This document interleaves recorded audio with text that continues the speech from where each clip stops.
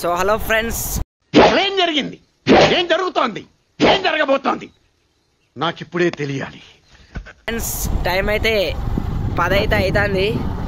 So మనమైతే ఇప్పుడు చాయ్ తాగనీకైతే రామగుండం అయితే పోతున్నాం.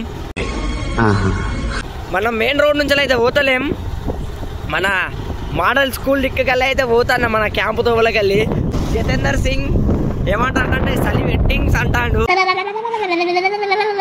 చలి పెడుతుంది మరి. టైం అయితే 10-10:30 అవుతుంది. రామగుండంలో అయితే చాయ్ ఉండదో నాకైతే తెలియదు. సో చూసుకోవచ్చు ఫ్రెండ్స్, మనమైతే అసలు తవ్వలైతే ఎంటర్ అయిపోయినామంటే ఇది మొత్తం జంగల్ అన్నట్టు.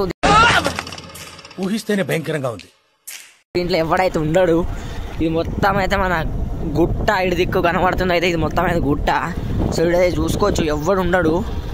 సో మనోడైతే భయపడతాడు. టైం అయితే ఇలాంటి స్కీములు పెట్టకండి రా. సో చూసుకోవచ్చు, ఇది మన బండి లైట్ వరకే కనబడుతుంది. అప్పటిప్పుడు మార లైట్ చూసుకోవచ్చు. అప్పటిప్పుడు అయితే కొడుతుండు మనోడు. ఎట్లున్నది రివ్యూ? నన్ను అడుగుతారండి, నేను యేసు ప్రభువును. చోటు మనోడైతే మాట్లాడే సకంగా లేదు. ఆడ ఎందుకంటే థియేటర్ అయితే వేసుకోలే, అందుకని ఆడైతే వణుకు. గద్దలకొండ గణేష్ అంటే గజ్జ గజ్జ గజ్జ వడకాలే చలి వెట్టింగ్స్ అంటుండు.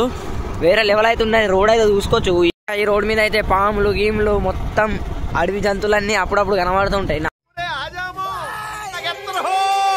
2-3 సార్లు పాములు కనిపిస్తాయి. మనం పాముతోటి భయపడం, కానీ మాట దడ దడ పుట్టిస్తుంది.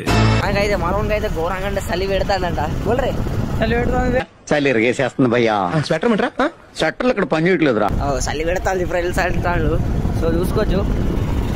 సో మనమైతే ఇప్పుడు రామగుండం రైల్వే స్టేషన్ కి అయితే పోతున్నాం చాయ్ తాగని. తెలిసిందే అసలు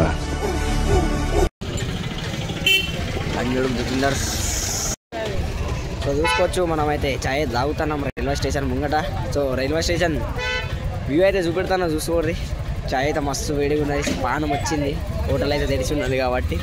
దేవుడు ఉన్నాడు, రాముడు ఉన్నాడు, అల్లా ఉన్నాడు.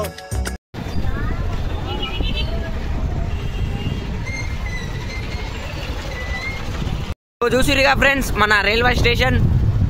ఇప్పుడైతే మనం ఇంటికి పోతాం. సరే పోతున్నా. పోతున్నాయి పోయేస్తా అనాలి. నేను రాను కదా.